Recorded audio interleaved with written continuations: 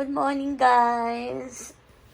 So, kagigising lang natin, no? And then, today, syempre, papakita natin ang ating daily routine. Dito sa bahay, wala na yung mga tao pala. Late na akong nagigising. Kasi pupunta na ng school ang mga bata. At saka yung asawa ko naman is pupunta na sa trabaho. So, ayan. Linis time.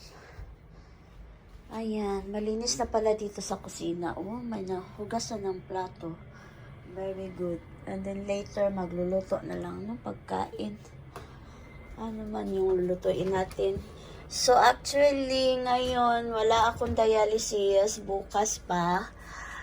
So, maghahanap tayo ng pagkain. Paborito. Ito gulay at saka yung tuna. Tuna in can. So, pag umaga, kinakain ko ito bread. Bread, 2 piraso.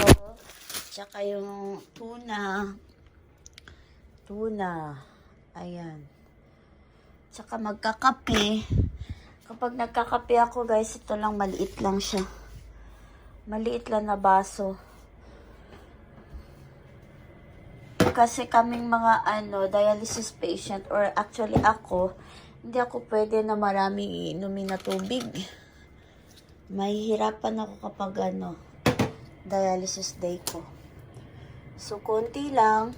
Yung isang buong sachet ng coffee, sinahati-hati ko lang to.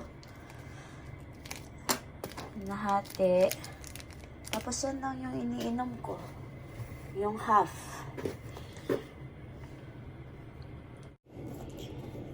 So, yan.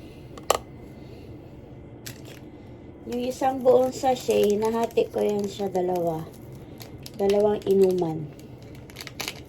Maliit lang yung baso natin, no? So, kapag inaano natin to siguro nasa 100cc. Yan. Hatiin. Tapos, mag-init lang tayo ng tubig.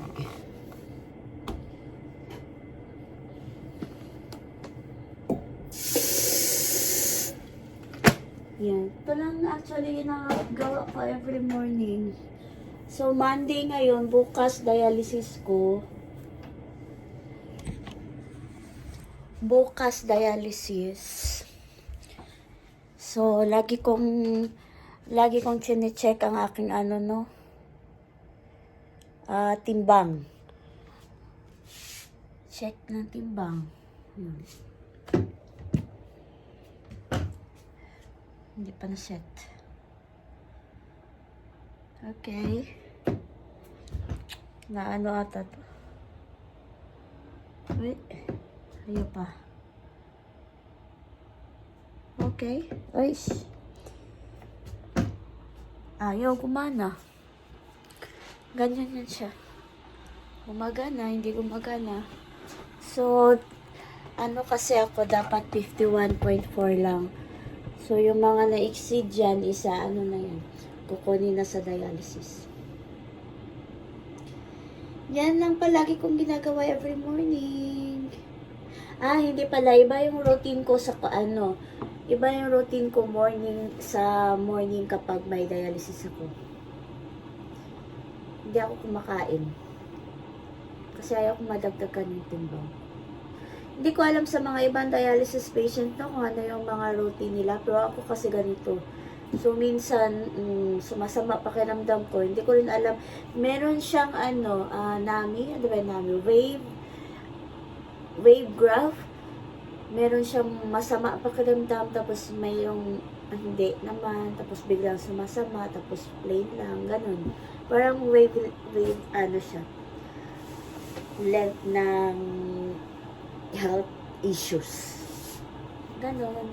So, inaantay lang natin mag-boil yung ating water para uminom tayo ng coffee.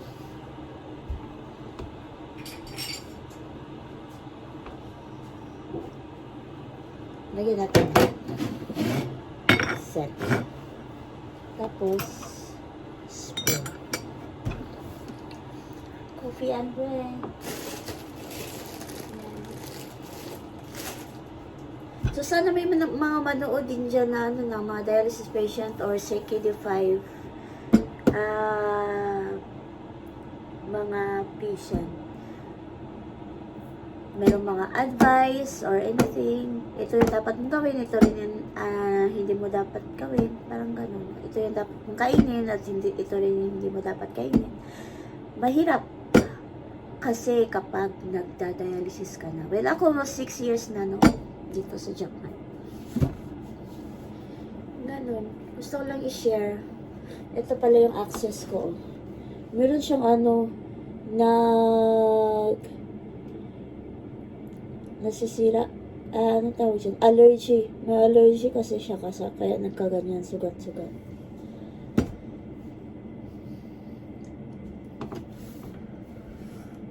Inom lang tayo ng kape.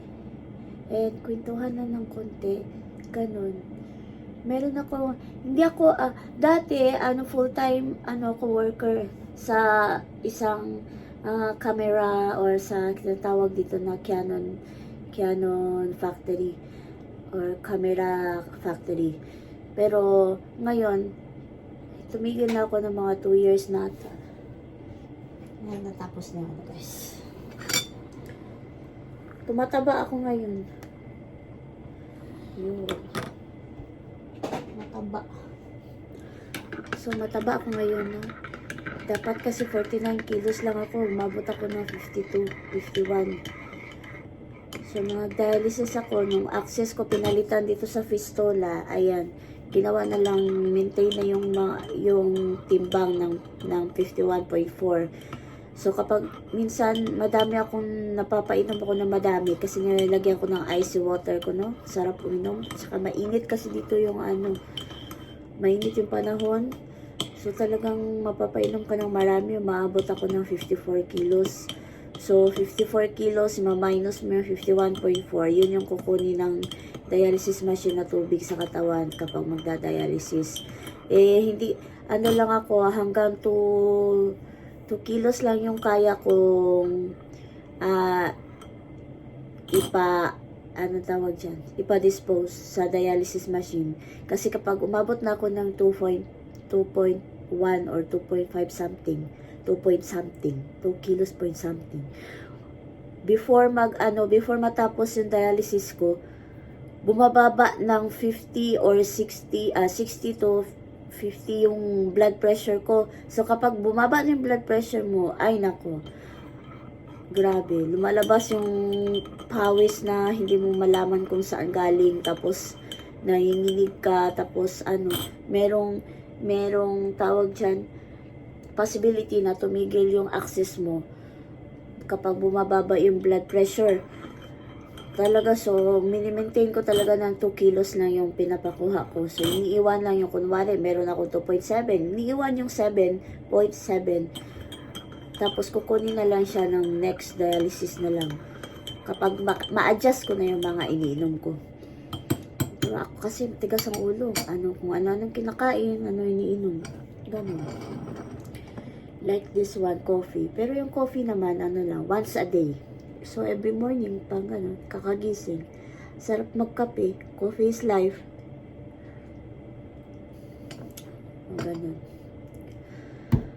So, mamaya, ano bang gagawin ko? Maglalaba, magba-vacuum. Tapos, wala na akong gawin. Mamayang gabi, meron akong papasukan na bagong arbaito. Part-time job. Ganun. Pupunta pala siguro akong bank ngayon. Sarap ng kape. Yun, guys. So, sana meron makapanood dito, no, ng mga CKD patient din at saka magko-comment dyan sa baba na kung ano yung dapat gawin, kung ano yung mga question din. Parang iba yung dialysis process sa Pilipinas at saka dito sa Japan. Sa Pilipinas, nakikita ko naka-chair lang sila. Dito sa Japan kasi fully bed. So, ka lang. Mahirap siya kasi masakit sa likod. Lagi ka lang nakahiga. kapag inano mo, itaas mo naman yung bed mo, maupo, yung parang maupo ka, bumababa yung blood pressure mo, kaya hindi pwede, straight lang siya. Minsan, inaangat yung paa namin.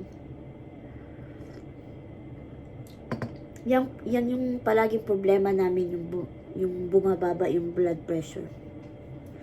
Saka yung bumababa yung hemoglobin. Ay, nako. Ang hirap. Bunuhan ka ng dugo.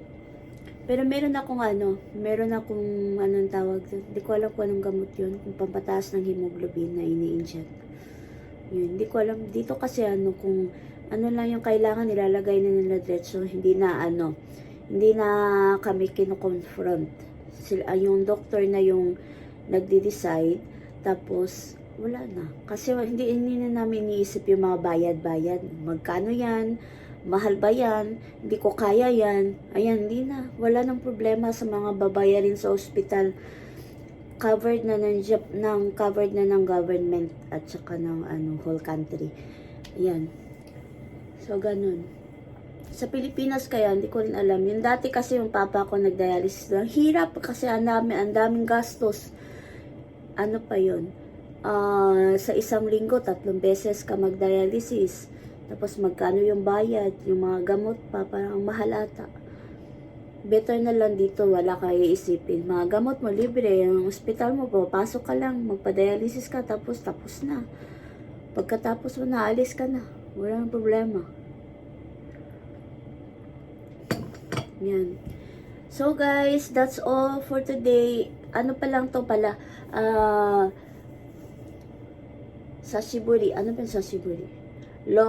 Anong tawag? Parang ang tagal ko nang hindi nag-vlog. So, ito yung ito yung welcome back vlogging. Oh, I want you to see the real me. Oh, yung walang mga paik-ik-ik. Basta kwentuhan lang tayo about sa dialysis or sa ganun. Ayun, ito yung problema ko sa kamay ko kasi nangati siya. Na-allergy siya. Hindi niya kaya yung sa tape, sa mga kung ano-anong ginagawa. Ang dami. Wala pa masyadong ugat na lumabas. Ayan, see you guys sa next vlog ko. Next routine ko na naman. Ayan, kapag may questions kayo or kung napanood nyo man lang to, kasi konti pa lang yung mga followers ko, konti pa lang din nakapanood, yung mga true friends ko lang nanonood dyan, like, share, and subscribe, and kwentuhan tayo. Kung gusto nyo, mag-comment kayo dyan, sasagutin ko. Ayan. Thank you guys. Bye. Cheers.